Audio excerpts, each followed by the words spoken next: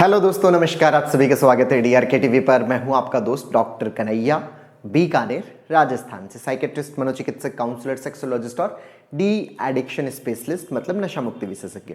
दोस्तों, आज इस वीडियो के माध्यम से एक बहुत ही इंपॉर्टेंट टॉपिक जिसके ऊपर हम बातचीत करने वाले हैं, जिसको मैं पूरा साइंटिफिकली एक्सप्लेन करने वाला हूं। बहुत सारे लोगों के साथ ये शिकायत रहती है कि वो जब भी किसी लड़की से बात करते हैं या अपनी गर्लफ्रेंड से बात करते हैं, अपनी पत्नी से बात करते हैं, तो उनके लिंग से एक चिपचिपा तरल निकलता रहता है, एक चिपचिपा पानी निकलता रहता है, जिसकी वजह से उनको बहुत ज़्यादा टेंशन हो जाती है। उनको ऐसा लगता है शायद उनका डिस्चार्ज हो गया है, उसकी वजह से उनको बहुत ज़्यादा घबराहट होने लगती है। तो दोस्तों, ये चिपचिपा तरल क्यों निकलता है, इसका क्या मतलब है?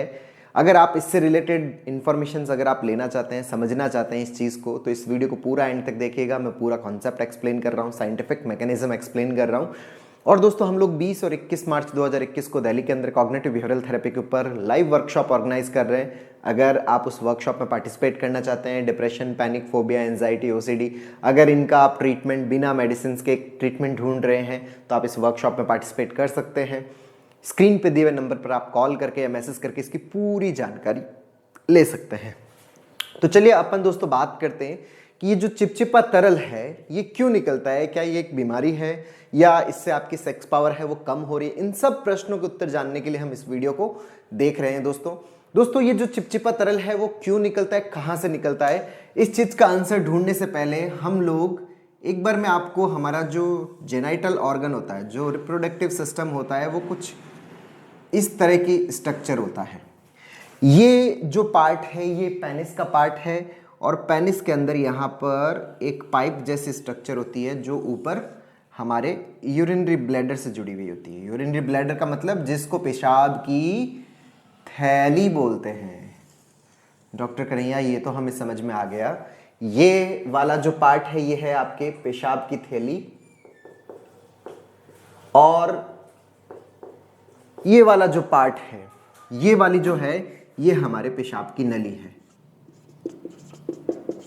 ये है पेशाब की नली। ओके डॉक्टर कन्हैया, ये हमें समझ में आ गया है कि ये तो है आपके पेशाब की नली और ये क्या है, पेशाब की थैली। यहाँ से यूरिन है इस नली के होते हुए इस नली से बाहर निकल जाता है।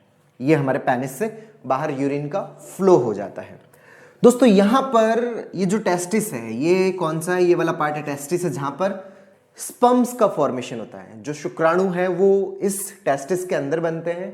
ये जो पेशाब की थैली है, इस थैली के यहाँ पर नीचे प्रोस्टेट ग्लैंड होती है, प्रोस्टेट होती है और इस प्रोस्टेट के पास में यहाँ पर दो छोटी छोटी मटर के दाने जैसी, ये मटर क्या होता है, मटर की सब्जी खाई होगी ना बेटा कभी, तो ये जो मटर के दाने जैसी दो ग्रंथियां होती है जिनको काउपर ग्लैंड्स या बल्बो यूरेथ्रल ग्लैंड्स बोलते हैं, क्योंकि ये छोटे छोटे बल्ब की तरह है, इसलिए इनको क्या बोलते हैं, बल्बो यूरेथ्रल ग्लैंड्स बोलते हैं।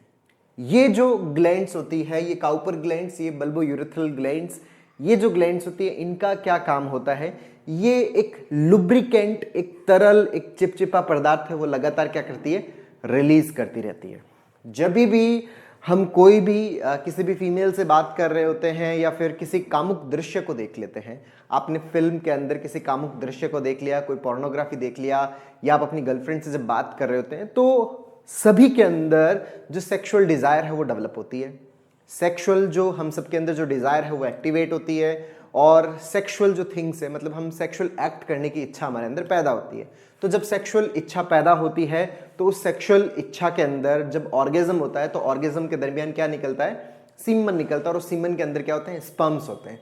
तो ये स्पर्म्स है वो इस यूरेथ्रा के अंदर आ जाते हैं और इस यूरेथ्रा के थ्रू ही क्या निकलते हैं, बाहर निकलते हैं। और जिस टाइम स्पर्म्स इसमें से बाहर निकल रहे होते हैं उस समय यूरिन वाला मामला पूरी तरह से बंद होता है।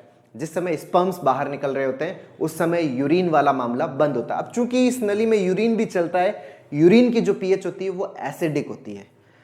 यूरिन की जो पीएच है वो एसिडिक होती है और एसिडिक पीएच के अंदर जो शुक्राणु है वो जिंदा नहीं रह सकते। जो एसिडिक पीएच है उसके अंदर शुक्राणु जिंदा नहीं रह सकते। तो अगर जो शुक्राणु सीधे ही इस पेशाब की नली में आ जाते हैं, यूरेथ्रा के अंदर आ जाते हैं, तो शुक्राणु खत्म हो जाते हैं। और जब खत्म हो जाते हैं तो जो सेक्स का जो मेन एम है, जो सेक्सुअल एक्टिविटी का जो मेन गोल है, बच्चे पैदा करने वाला, वो कार्यक्रम नहीं हो पाता। तो ये कार्यक्रम कब हो पाएगा? जब शुक्राणु इसके अंदर क्या हो? जिंदा हो। तो शुक्राणु इसके अंदर जिंदा तभी हो सकते हैं जब इस पेशाब की जो नली है उसका जो एनवायरमेंट है वो न्यूट्रल हो या स्लाइट बेसिक हो। इसी कारण ये जो बल्ब जैसी जो ग्रंथियां हैं वो ऑर्गेज्म से पहले, सेक्सुअल एक्टिविटी से पहले इस पेशाब की नली के अंदर एक चिपचिपा तरल रिलीज करती है जो यूरिन की जो एसिडिटी है, यूरिन का जो एसिडिक पीएच है उसको क्या कर देता है? न्यूट्रल कर देता है। मतलब जितना भी इसके अंदर यूरिन होता है उस यूरिन को ये क्या कर देता है? साफ कर देता है। अब जब इसके अंदर यूरिन साफ हो जाता है तो ये जो नली है अब पूरी तरह से तैयार हो चुकी है किसके लिए? शुक्राणुओं के लिए। जैसे आपने देखा होगा पुराने टाइम में क्या होता था कि कोई भी राजा महाराजा है वो कहीं पर जाते थे, उससे पहले रास्ते की क्या कर दी जाती थी? साफ सफाई कर दी जाती थी। उसी तरह से शुक्राणु जो है वो एक राजा है और ये जब इस नली में से निकलता है तो इस नली की पहले से ही साफ सफाई कर दी जाती है। और साफ सफाई किसके थ्रू की जाती है? ये काउपर्स या जो बल्बोयूरेथ्रल जो ग्लैंड्स है इनके थ्रू एक चिपचिपा तरल निकाला जाता है और ये चिपचिपा तरल क्या करता है कि ये इस पूरी नली को साफ कर देता है। और जब ये नली साफ हो जाती है तो शुक्राणु इसमें से आराम से सेक्सुअल एक्टिविटी के दौरान ट्रैवल कर सकते हैं। तो जब भी हम कोई भी कामुक दृश्य देखते हैं, कोई भी हम किसी भी लड़की से बात करते हैं, गर्लफ्रेंड से बात करते हैं, वाइफ से बात करते हैं या सेक्सुअल एक्टिविटी परफॉर्म करने वाले होते हैं तो उस दरमियान इस नली के अंदर शुक्राणु आने वाले होते हैं। तो इन शुक्राणु के लिए रास्ता साफ मिले इसके लिए ये जो ग्लैंड्स है ये पहले से ही एक चिपचिपा तरल निकालती है, जो चिपचिपा पानी जो सेक्स से पहले ही निकलने लग जाता है। तो ये जो चिपचिपा तरल है ये वास्तव में क्यों निकलता है? ताकि जो पेशाब की नली है वो बहुत अच्छे से साफ हो सके, उसकी एसिडिक पीएच है उसको न्यूट्रलाइज किया जा सके ताकि शुक्राणु इस नली के अंदर आराम से ट्रेवल कर सके। तो एक तो काम ये कि ये जो चिपचिपा तरल पानी जो निकलता है ना ये किसके लिए निकलता है? शुक्राणुओं के लिए निकलता है ताकि आपके शुक्राणु आराम से इस पाइप के अंदर ट्रेवल कर सके और ये फीमेल की वजाइना के अंदर ट्रांसफर हो सके। तो एक तो कार्य ये रहता है। दूसरा कार्य क्या होता है कि जो सेक्सुअल एक्टिविटी जो परफॉर्म होती है उस सेक्सुअल एक्टिविटी के दरमियान क्या होता है कि बहुत ज्यादा फ्रिक्शन होता है, बहुत ज्यादा घर्षण होता है। उस घर्षण को कम करने के लिए भी इस लिक्विड की जरूरत पड़ती है। ये लिक्विड जो है एक लुब्रिकेंट की तरह काम करता है। जैसे गिरारी होती है तो उस गिरारी के अंदर ऑयल की जरूरत पड़ती है ताकि वो स्मूथली रन कर सके। जैसे इंजन के अंदर ऑयल की जरूरत पड़ती है उसी तरह से सेक्स के दरमियान भी फ्रिक्शन को कम किया जा सके, फ्रिक्शन को कम किया जा सके। तो उस फ्रिक्शन को कम करने के लिए किसकी जरूरत पड़ती है? इस लुब्रिकेंट की जरूरत पड़ती है। तो ये जो चिपचिपा तरल है इस चिपचिपे तरल का दो काम है। सबसे पहला शुक्राणुओं के लिए रास्ता तैयार करना, जो एसिडिक पीएच है यूरिन की उसको न्यूट्रलाइज करना, और दूसरा कार्य क्या है? सेक्सुअल एक्टिविटी के दरमियान लुब्रिकेशन क्रिएट करना, सेक्सुअल एक्टिविटी के दरमियान लुब्रिकेशन क्रिएट करना ताकि सेक्सुअल एक्टिविटी बहुत ही ज्यादा स्मूथ तरीके से हो।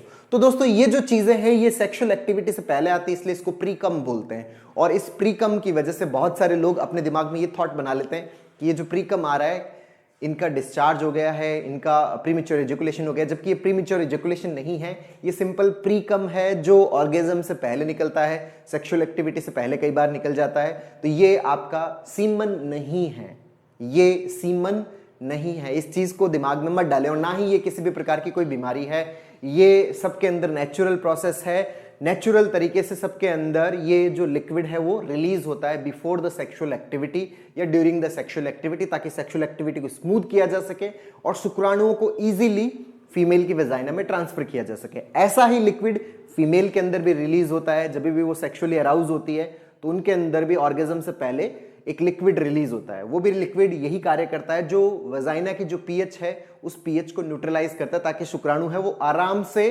अंडे तक पहुंच सके, उसको फर्टिलाइज कर सके, वहां पर जो है वो बच्चे का निर्माण हो सके। तो दोस्तों ये जो चिपचिपा तरल जो निकलता है ये किसी भी प्रकार की कोई बीमारी नहीं है, ये एक नॉर्मल फिजियोलॉजिकल प्रोसेस है जो ये ग्लैंड्स है जिसको काउपर ग्लैंड्स, बल्बोयूरेथ्रल ग्लैंड्स कहते हैं, ये इसको रिलीज करती है। तो दोस्तों उम्मीद करता हूं आपको ये वीडियो पसंद आया होगा, नीचे कमेंट बॉक्स में लिखकर जरूर बताइएगा। और अब तक यदि आपने मेरे यूट्यूब चैनल DRK TV को सब्सक्राइब नहीं किया तो प्लीज उसे सब्सक्राइब करें ताकि मेरे नए वीडियो का नोटिफिकेशन आप तक सबसे पहले पहुंचे। बहुत बहुत धन्यवाद दोस्तों, जय हिंद, जय